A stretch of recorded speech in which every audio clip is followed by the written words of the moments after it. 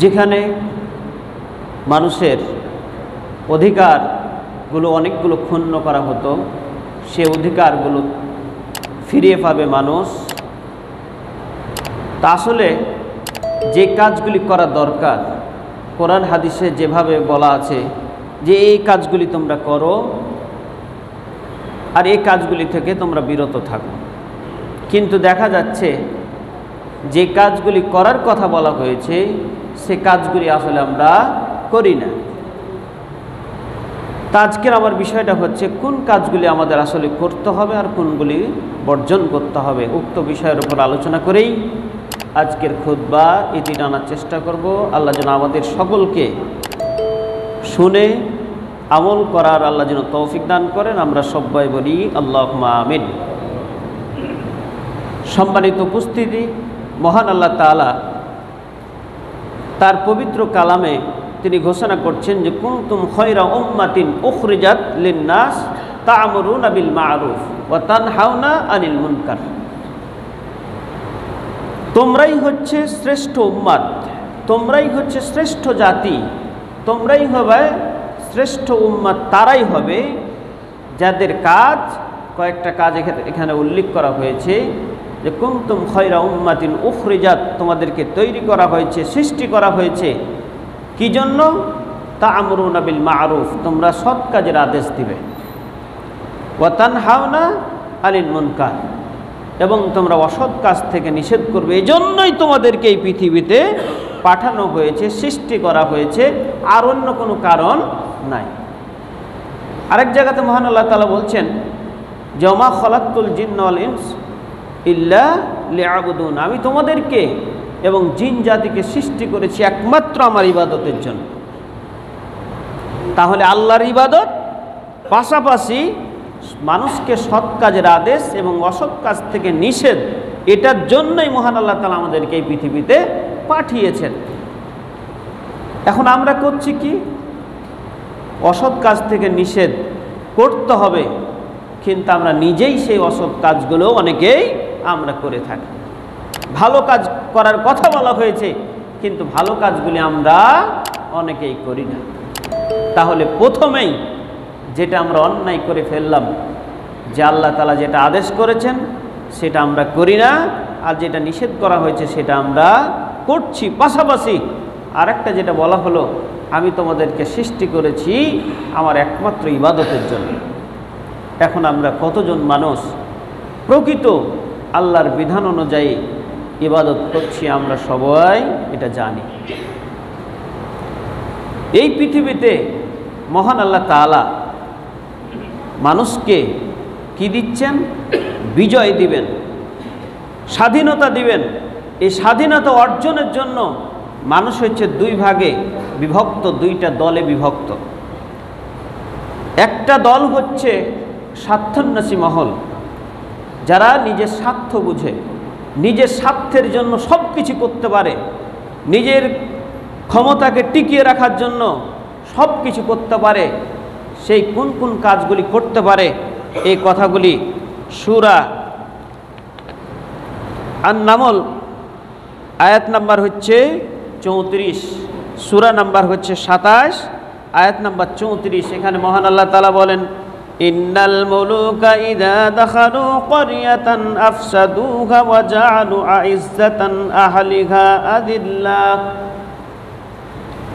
মহান আল্লাহ তাআলা বলেন, তোমাদের এই পৃথিবীতে দুই ধরনের মানুষ দেখা যায়, যারা তার মধ্যে এক ধরনের মানুষ হচ্ছে তাদের ক্ষমতাকে টিকিয়ে রাখার জন্য, তাদের ক্ষমতা যেন টিকে থাকে, এজন্য তারা কি করে? ইন্নাল মুলুকা, যখন তাদের রাজত্ব, ইজা দাখালু ক্বরিয়াতান, যখন কোনো রাজত্বকে কায়েম করতে যায়, কোনো দেশে যুদ্ধ করতে যায়, যখন কোনো দেশ আক্রমণ করতে যায়, তখন তারা কি করে?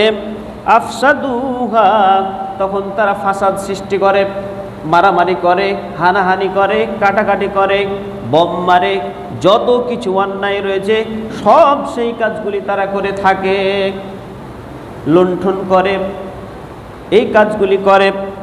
এরপরে ওয়াজাআলু আইজ্জাতান আহলিহা আযিল্লাহ, আর আরও যেই কাজটি করে সেটা হচ্ছে ওই দেশের, ওই জনপদের, ওই জায়গার যারা সম্মানিত লোক, ভালো লোক, যারা দিনদার ইমানদার, সেই লোকগুলিকে লাঞ্ছিত করে, অপমানিত করে।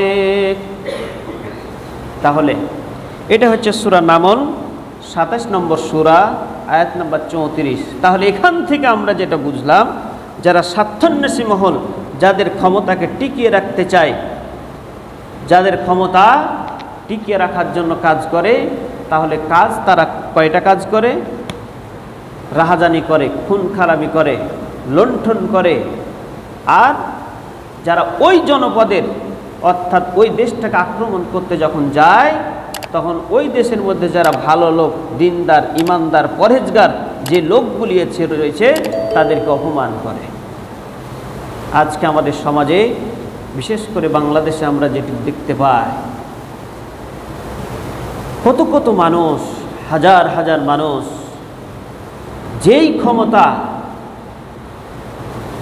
তার দ্বারা আক্রান্ত হতে পারে, তার ক্ষমতা চলে যেতে পারে, তাকেই হচ্ছে গুম করা হয়েছে বছরের পর বছর। যেইগুলি আমরা কয়েকদিনে দেখলাম, আমার চাইতে আপনারাই বেশি জানেন, খবরটা ওরা আপনারাই বেশি শুনেন। আমি যেটুকু দেখলাম, হাজার হাজার, অর্থাৎ 5 বছর 10 বছর পরে আয়না ঘর নামে একটা ঘর তৈরি করেছে, যেখানে যারাই তার বিরুদ্ধাচরণ করবে তাদেরকেই কঠোর হস্তে কঠোর যতগুলি নির্যাতন করা দরকার, যেই সমস্ত নির্যাতনগুলো একজন ইহুদি খ্রিস্টানরা পর্যন্ত করে কিনা সন্দেহ রয়েছে। যেই বর্ণনাগুলি, যেই জিনিসগুলো দেখলাম, সেটা ভাষায় প্রকাশ করার নয়।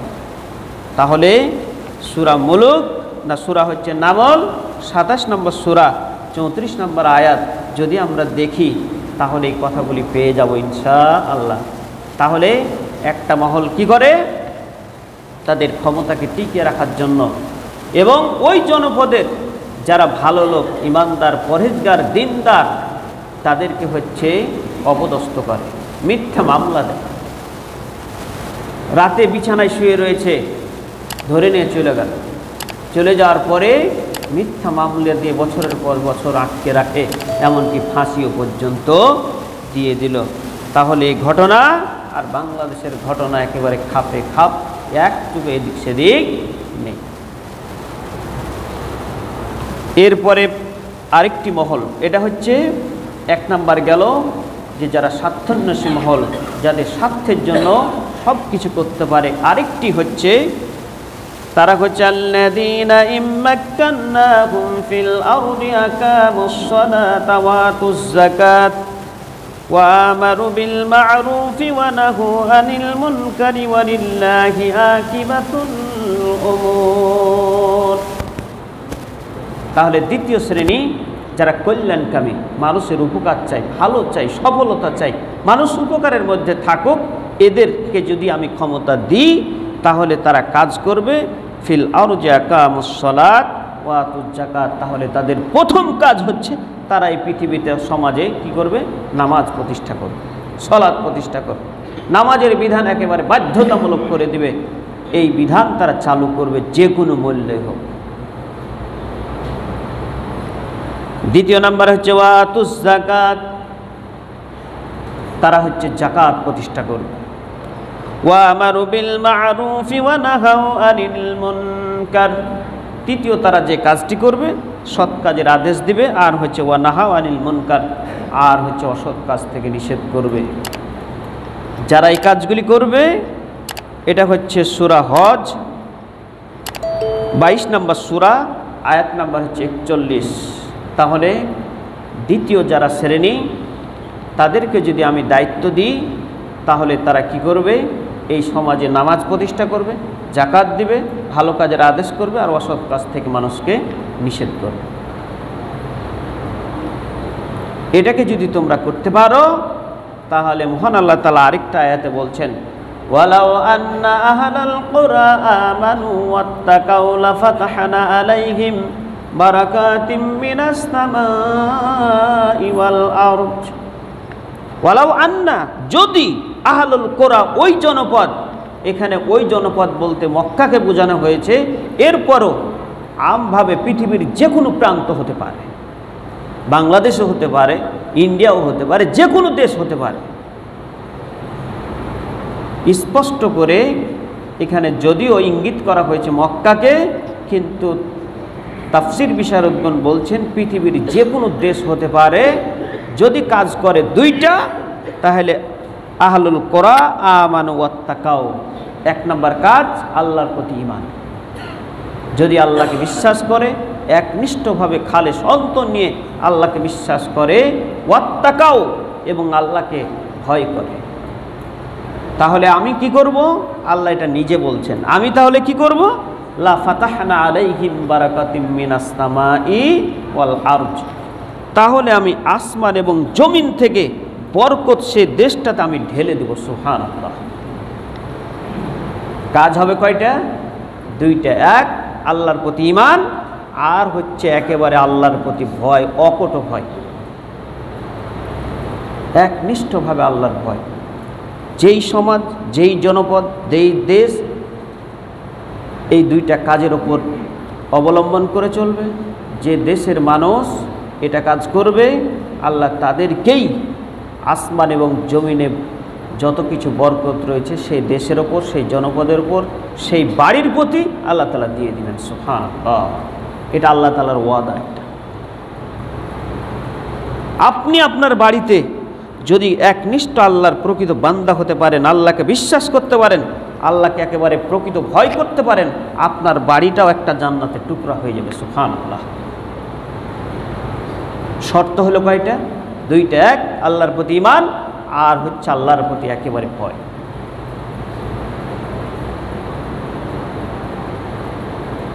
ভয় এমন একটা জিনিস যেটা সমাজে যদি প্রতিষ্ঠা করতে পারা যায়, দেশের যারা দায়িত্বশীল রয়েছে তাদের ভিতরে যদি আনয়ন করতে পারা যায়, তাহলে সেই দেশটা একেবারে জান্নাতের একটা টুকরা হয়ে যায়। এটা আমরা চাক্ষুষ প্রমাণ এখন দেখতে পাচ্ছি, সেটা হচ্ছে আফগানিস্তান। আর একটা জিনিস মনে রাখবেন, পৃথিবীতে যত দেশ রয়েছে, মুসলিম রাষ্ট্র বিশেষ করে, আল্লাহ তাআলার একটা মহব্বত, ভালোবাসা, আল্লাহ তাআলা সেই সমস্ত মুসলিম রাষ্ট্রগুলোতে যত খনিজ সম্পদ রয়েছে, ভালো ভালো সম্পদ রয়েছে, সব কিন্তু মুসলমান রাষ্ট্রে আল্লাহ তাআলা দিয়েছেন। সুবহানাল্লাহ। ভালো ভালো যত সম্পদ রয়েছে সব কিছু মুসলিম রাষ্ট্রগুলোতেই রয়েছে। কিন্তু আমরা কি করি? ওই যে গোলামি, ব্রিটিশদের গোলামি, এরপরে পাকিস্তানের গোলামি, এরপরেও আমরা সেই গোলামি ছাড়তে না পেরে আজকে এমন একটা দেশে আমরা প্রতিষ্ঠিত হয়েছি যেটা নিজের অধিকার আমরা বলতে পারি না। ক্ষমতার অপব্যবহার এইগুলি হয়ে থাকছে। নিজের ক্ষমতাকে টিকিয়ে রাখার জন্য বলা হচ্ছে 41 সাল, তুমি 10 সেকেন্ড বেঁচে থাকবে, এর কোনো গ্যারেন্টি কেউ দিতে পারবে না। অথচ 41 সাল আমরা গণনা করে থাকি। মনের কল্পনা অনেক কিছু করা যায়, মনে মনে চিন্তা করা যায়, আমি মঙ্গল গ্রহে চলে গেছি, চাঁদে চলে গেছি, সামান্য কয়েক সেকেন্ডেই আমরা কিন্তু অনেক দূর চলে যেতে পারি। কিন্তু মঙ্গল গ্রহে যেতে যে সময় লাগবে, অমুক দেশে যেতে সময় লাগবে, এটা আমরা কেউ কল্পনা করি না। এটাই হচ্ছে, নিজের কোনো গ্যারেন্টি নেই, সেটা আমরা অক্ষরে অক্ষরে সেইগুলি দেখতে পেলাম। এরপরেও 41 সাল বললেন, আপনাকে জনগণ ক্ষমতায় রাখবে কি না এরকম গ্যারেন্টি নেই। হযরত উমর, তিনি একজন প্রেসিডেন্ট হওয়ার পরেও তার বাসায় কিছুই ছিল না। তার সন্তান ঈদের জন্য জামা কাপড় কিনে চেয়েছিল। তার যেটা অর্থমন্ত্রী ছিল ওবায়দুল্লাহ, তার কাছে বলেছিলেন, আমাকে 1 মাসের অগ্রিম বেতন দেওয়া হোক। তার অর্থমন্ত্রী যে দায়িত্বে সে বলছে, সেও কয়েকটা প্রশ্ন পাঠালো যে আপনাকে 1 মাস যে ক্ষমতায় রাখবে এর নিশ্চয়তা আমাকে দিতে হবে। আপনি 1 মাস বেঁচে থাকবেন এর নিশ্চয়তা আমাকে দিতে হবে, তাহলেই আপনাকে 1 মাসের অগ্রিম বেতন দেবো, অন্যথায় আপনাকে দিব না। এখন কি হতো? কেউ যদি এ কথা আমাদের দেশেই বলেন বা অন্য দেশেই বলেন, এরকম শাসকের সামনে যিনি প্রেসিডেন্ট, অর্ধজাহানের প্রেসিডেন্ট যিনি ছিলেন, তাকেই কথা বলতে পারছেন, আপনি চিন্তা করেছেন? সামান্য আপনার একজন হচ্ছে একটা কোম্পানির ম্যানেজার, আপনি আপনার সামনেই, আপনার যারা নিচু রয়েছে আপনার সামনে কথা বলার সাহস নেই। আর অথচ অর্ধজাহানের যিনি প্রেসিডেন্ট ছিলেন তার সামনে তাকে এই প্রশ্ন পাঠাচ্ছেন, চিন্তা করেছেন? তারা ওই রকমই ছিলেন। তাদের একটাই ভয় ছিল পরকাল, এই যে তাকওয়া, ভীতি, আল্লাহ ভীতি তারা প্রতিষ্ঠা করতে পেরেছিলেন বিধায় তাদের কোনো পুলিশ লাগেনি, র্যাব লাগেনি, কোনো বাহিনী লাগেনি, তারা নিজেই সাইন সম্পন্ন। আর আমরা যত খারাপ হচ্ছি, যত খারাপ আচরণ করছি, এই জন্য আমাদের বাহিনীর অভাব নেই। নিরাপত্তা বাহিনী, তারপরে গোয়েন্দা, পুলিশ, র্যাব, কতগুলো বাহিনী রয়েছে, এরপরেও নিরাপত্তা আনয়ন করতে কষ্টকর হয়ে যাচ্ছে। কি নাই? একটাই অনুপস্থিত, সেটা হচ্ছে তাকওয়া। এই তাকওয়া যদি প্রতিষ্ঠা করতে পারা যায়, সেই দেশটা, সেই জনপদটা আল্লাহ তাআলা আসমান জমিন থেকে একেবারে বরকত ঢেলে দিবেন। সেই ভয়টা নাই বিধায় আজকে আমাদের দেশে অশান্তি আর অশান্তি, মারামারি, হানাহানি, কাটাকাটি। এই রাজা থাকলে আবার আরেকজন আসার জন্য প্রস্তুত হয়ে রয়েছে, ওই 17 বছর খেলো, আবার আরেকজন খাওয়ার জন্য প্রস্তুত হয়েছে, একেবারে চাতর পাখির মতন তাকিয়ে রয়েছে যে কখন আমাকে ক্ষমতায় বসাবে। দেশের জন্য কারো মহব্বত নেই। আমরা আজকে প্রায় 53 বছর থেকে যেগুলো দেখছি, ইতিহাস থেকে আমরা দেখছি, আর বাকি জীবন আমরা যতদিন থেকে দেখছি এটাই আমরা দেখতে পাচ্ছি। যে যখন আসে ক্ষমতার জন্য, টাকার জন্য, টাকার পিছনে ছুটে, না হলে একজন কর্মচারী হয়ে 400 কোটি টাকার মালিক হতে পারে। আপনি চিন্তা করেছেন? আবার গর্ব করে বলছে যে হ্যাঁ 400 কোটি টাকার মালিক আমার হচ্ছে কর্মচারী। লজ্জাজনক কথা এগুলো। এটা সূরা আরাফ, আয়াত নাম্বার 96, সূরা নম্বর 7, আয়াত নাম্বার 96। এখানে মহান আল্লাহ তাআলা সেই কথাগুলি উল্লেখ করছেন। তাহলে আমরা দুইটা জিনিস জানলাম। এক স্বার্থন্বেষী মহল, যারা নিজের স্বার্থকে টিকে রাখার জন্য সব কিছু করতে পারে, ডাকাতি করতে পারে, খুন খারাপি করতে পারে, মারামারি করতে পারে, লুণ্ঠন করতে পারে, সব কিছুই পারে। আর আরেকটা মহল তাদেরকে যদি আমি ক্ষমতায় দিই তাহলে তারা কাজ করবে 4টা। এক নামাজ, দ্বিতীয় যাকাত, তৃতীয় সৎ কাজের আদেশ, চতুর্থ নাম্বার অসৎ কাজের নিষেধ। এগুলি কেন বললেন আল্লাহ তাআলা? কারণ নামাজই পারে আপনাকে অন্যায় থেকে বিরত রাখতে, নামাজই পারে আপনাকে অন্যায় থেকে বিরত রাখতে, সৎ কাজের আদেশ। আর দ্বিতীয় যে কথাটি বলা হলো জাকাতের কথা, আল্লাহ তাআলা কেন বললেন? জাকাতের কথা এই জন্যই বললেন, জাকাত ভিত্তিক অর্থনীতি যদি সমাজে, রাষ্ট্রে প্রতিষ্ঠা করা যায়, তাহলে সেই সমাজটাতে আর ঘুষ খাবে না কেউ, দুর্নীতি করবে না কেউ, চুরি করবে না, ডাকাতি করবে না, রাহাজানি করবে না, কিচ্ছু করবে না। টাকার জন্য, পেটের জন্য তো সব করতে যায় এগুলো। যখন জাকাত ভিত্তিক অর্থনীতি প্রতিষ্ঠা হয়ে যাবে, তখন আর সমাজে এইগুলি থাকবে না। আর সৎ কাজের আদেশ, আপনি একটা ভালো কাজের আদেশ করবেন, এটাও যেমন আদেশ। আরেকটা অসৎ কাজ যখন দেখবেন সাথে সাথে আপনি নিষেধ করতে হবে, এটাই নিয়ম। অসৎ কাজ থেকে নিষেধ করা কঠিন, সৎ কাজের আদেশ কিন্তু খুব সহজ। ভাই এই কাজটা করেন, এই কাজটা ভালো, এটা খুব সহজ। কিন্তু যখন দেখবেন অন্যায় কাজ, সাথে সাথে আপনাকে বাধা দেওয়ার কথা বলা হয়েছে, কিন্তু আমরা এটা করতে চাই না। কী দরকার, ওই যা করছে করুক না, ওই এর প্রতিফল পাবে, এটা না।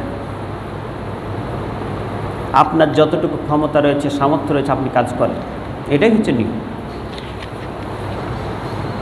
এরপরে যে কথাটি বলতে চাই সেটা আমরা আজকে বিজয় পেলাম। বিজয় পেয়ে যে কাজগুলি করা দরকার, আমরা আসলে সেই কাজগুলি করি না, সবই উল্টা। যা করি সবই উল্টা। নবী করিম সাল্লাল্লাহু আলাইহি সাল্লাম হুদায়বিয়ার সন্ধি, যাকে মক্কা থেকে তাড়িয়ে দিলেন, মদিনায় গেলেন নিজের জন্মভূমি ছেড়ে। দেশপ্রেম, দেশের প্রতি ভালোবাসা, মহব্বত, এটা সবার থাকা একেবারে জরুরি, উচিত। প্রত্যেকটা মানুষের দেশের প্রতি ভালোবাসা থাকবে, এটা নবী করিম সাল্লাল্লাহু আলাইহি সাল্লাম বলে গেছেন। দেশকে ভালোবাসতে হবে, আগে হচ্ছে দেশকে ভালোবাসা, দেশের প্রতি মহব্বত। দেশের ক্ষতি হোক এরকম কোনো জিনিস করা কারোর জন্য কাম্য নয়, উচিত নয়, একেবারে নিষেধ। তো নবী করিম সাল্লাল্লাহু আলাইহি সাল্লাম যখন মক্কা থেকে মদিনায় গেলেন, নিজের জন্মভূমি যখন ছেড়ে যাচ্ছিলেন, কাফেরদের নির্যাতন অতিষ্ঠ হয়ে স্টিম রোলার চালাচ্ছিল, নির্যাতনের ওপর নির্যাতন, এমন কোনো নির্যাতন নাই যেটা করে নাই। যখন সহ্য করতে পারলেন না, তখন মক্কা থেকে যখন মদিনায় যান, সেই কাবার দিকে বারবার ঘুরে তাকাচ্ছেন, হায়রে কাবা, তোর প্রাণ ভরে মন ভরে ইবাদত করার ইচ্ছা ছিল, কিন্তু কাফেররা আমাকে থাকতেই দিল না। এরপরে যখন চলে গেলেন, হিজরত করে কয়েক বছর থাকার পরেই তিনি হজ করতে আসছিলেন, কিন্তু তাকে হজ করতেও দেওয়া হলো না। হুদাইবিয়া নামক স্থানে হুদাইবিয়া সন্ধি হলো, সেখানে 2000 সাহাবী ছিলেন। সেই 2000 সাহাবীকে নিয়ে হজ না করেই সন্ধি চুক্তি করে প্রায় 47টা ছিল। কিছু কিছু সাহাবী বলছিলেন যে আমরা হজ করতে আসলাম, কিন্তু হজ না করেই আমাদেরকে ফেরত যেতে হচ্ছে। কিছু মন খারাপ হলেও নবীর আদেশ, নবী যেটা করলেন তারা সেটা মেনে নিল। মেনে নেওয়ার পরে তার 1 বছর পরেই নবী করিম সাল্লাল্লাহু আলাইহি সাল্লাম মক্কা জয়ের জন্য রওনা হলেন, প্রায় 10,000 সৈন্য নিয়ে। 1 বছর পরেই, তখন ছিল হুদাইবিয়া সন্ধিতে 2000, আর তার 1 বছর পরেই মক্কা যখন জয় করতে গেলেন, তখন হচ্ছে 10,000 তার সাথে সাহাবী। এমনি হয়েছে, হওয়ার কারণটা হচ্ছে তিনি যে মহব্বত, ভালোবাসা, ক্ষমা, এই ক্ষমার কারণেই নবী করিম সাল্লাল্লাহু আলাইহি সাল্লামের সাথে এত সাহাবী। আজকে আমরা ক্ষমাটা ভুলে গেছি, সুযোগ পাইলেই ক্ষমতার অপব্যবহার, ক্ষমা করার যে মন মানসিকতা, এগুলি আমাদের দূর হয়ে গেছে। 47 বছর পার হয়ে গেলেও বা 40 বছর পার হয়ে গেলেও আমরা ক্ষমা করতে শিখলাম না। ক্ষমতা পেয়েছি, তাই ক্ষমতার যতগুলি রাগ ছিল সেগুলি উঠাই নিলাম।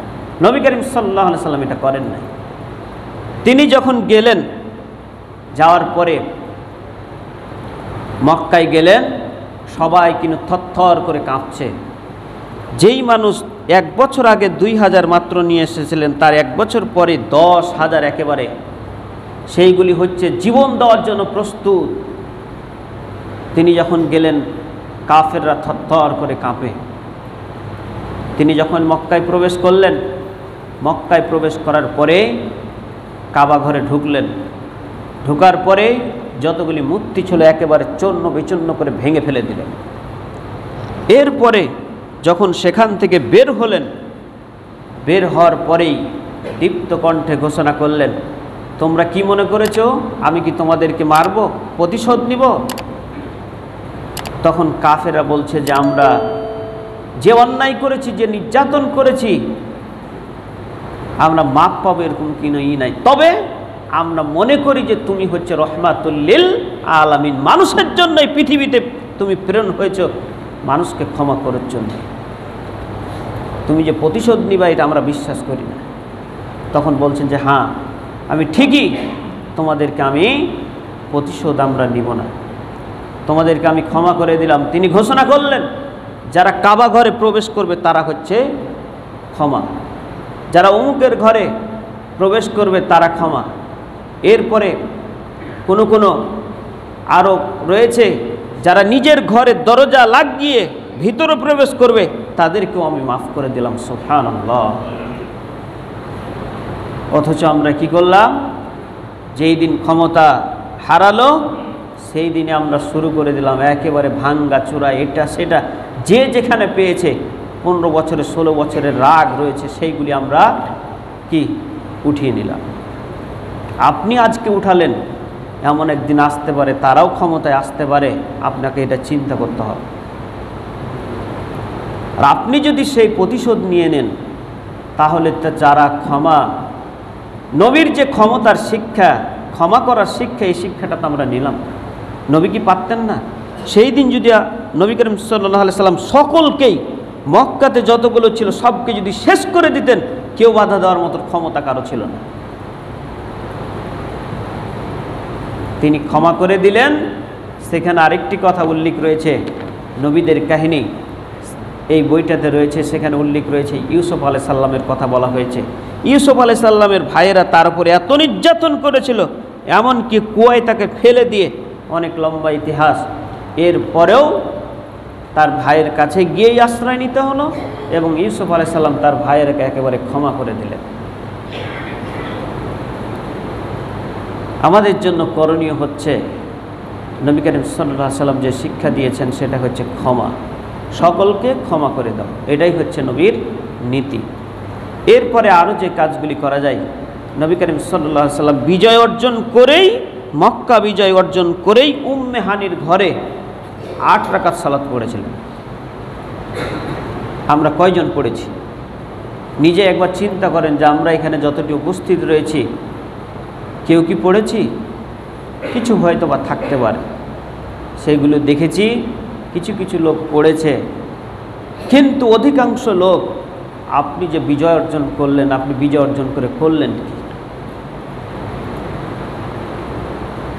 8 রাকাত, সর্বনিম্ন হচ্ছে 2, আর সর্বোচ্চ নামাজ হচ্ছে 8 রাকাত পড়া যায়। শুকরিয়া সব।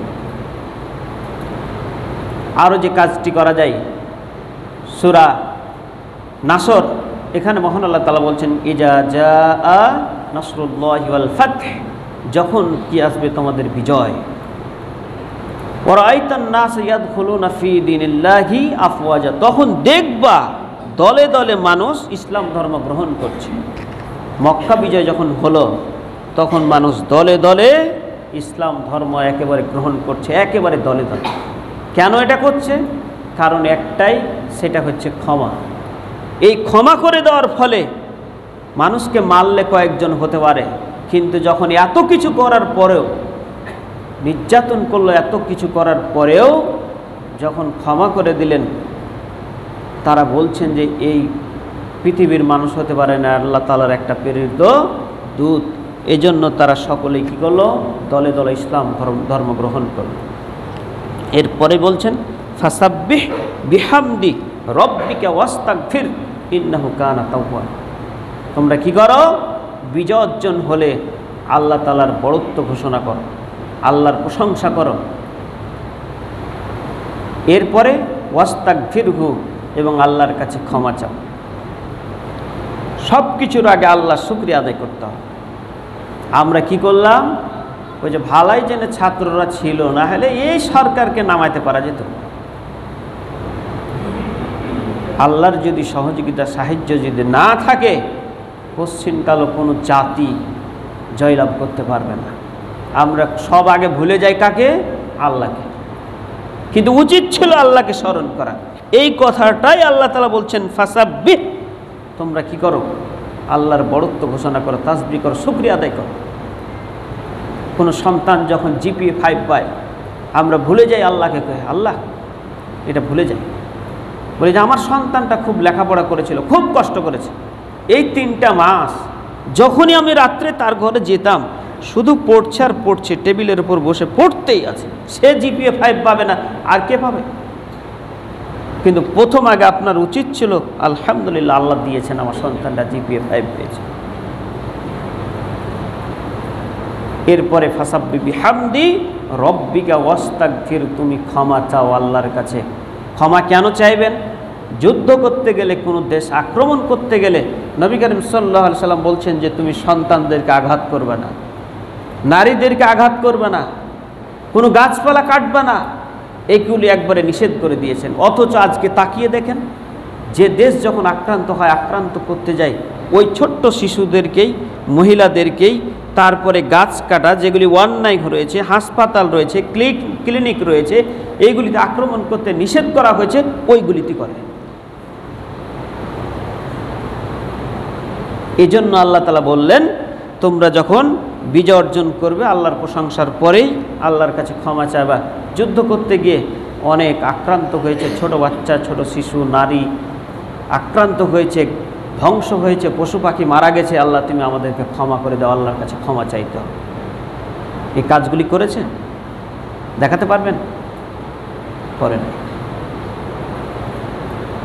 এরপরে যে কাজটি করা দরকার সেটা হচ্ছে যারা মারা গেছে তাদের জন্য আল্লাহর কাছে ক্ষমা চাওয়া, পাশাপাশি হচ্ছে তাদের জন্য দান খায়রাত করা। কি করলো? চলে গেল একেবারে শহীদ মিনারে গিয়ে হাজার হাজার মোমবাতি জ্বালিয়ে চলে আসলো, মনে করলো এটাই আমরা তাদের জন্য খুব ভালো কিছু করলাম। এইগুলি করে কোনো কিছুই লাভ হবে না। সূরা নাসর আমরা যদি দেখি, ইচ্ছা করলে কথাগুলি পেয়ে যাব। কোরআন তেলাওয়াত করেন, তাদের জন্য দোয়া করেন। মোমবাতি কেন, লক্ষ লক্ষ মোমবাতি জ্বালিয়েও কোনো লাভ হবে না। যেগুলি করা দরকার আমরা সেগুলি করি না। আমরা মানুষের এই যে জয়লাভ করার ফলে এত কিছু করা হলো, নির্যাতন, কারো বাড়ি হচ্ছে লুট, তারপরে পুড়িয়ে দেওয়া, এইগুলি ইসলামের শিক্ষা নয়। যারা করেছেন কিয়ামতের দিন কিন্তু তাদেরকে জবাব দিতেই হবে। এই পৃথিবীতে যদি তার বিচার না হয়, পরকালে কিন্তু তার বিচার আল্লাহ তাআলা ছাড়বেন না, এটা মনে রাখিয়েন।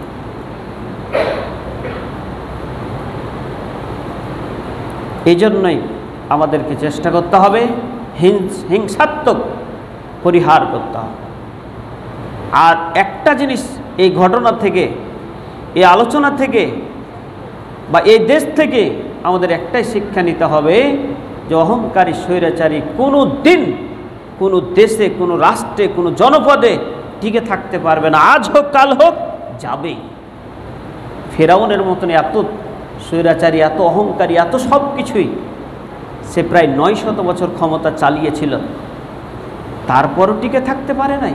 সামান্য কি গেল, তাকে সাগরে ডুবে মরতে হলো।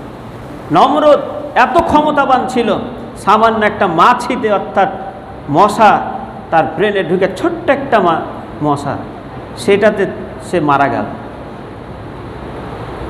বড় বড় শাসক আরও অনেক উদাহরণ রয়েছে। সামুদ রয়েছে, নূহ আলাইহিস সালামের কওম রয়েছে, আদ জাতি রয়েছে, অনেক ঘটনা রয়েছে। আমি আর সেই দিকে যাচ্ছি না। আমাদেরকে আলোচনা থেকে আমাদের এটাই শিক্ষা যে আমরা যে কাজগুলি করেছি আল্লাহর কাছে ক্ষমা নিতে হবে। যার আত্মসাৎ করেছি, যার লুণ্ঠন করেছি, তার কাছে গিয়েই ক্ষমা নিতে হবে। যারা করেছেন অবশ্যই তার কাছে যে ক্ষমা নেবেন এবং পারলে সেইগুলি শোধ করে দিবেন। তাছাড়া নবী করিম সাল্লাল্লাহু আলাইহি ওয়াসাল্লাম খাইবার যুদ্ধ থেকে ফিরে আসার পরে একটা চাদর একজন ব্যক্তি বন্টনের আগে রেখে দিয়েছিল। সহিহ বুখারীতে হাদিসটি রয়েছে।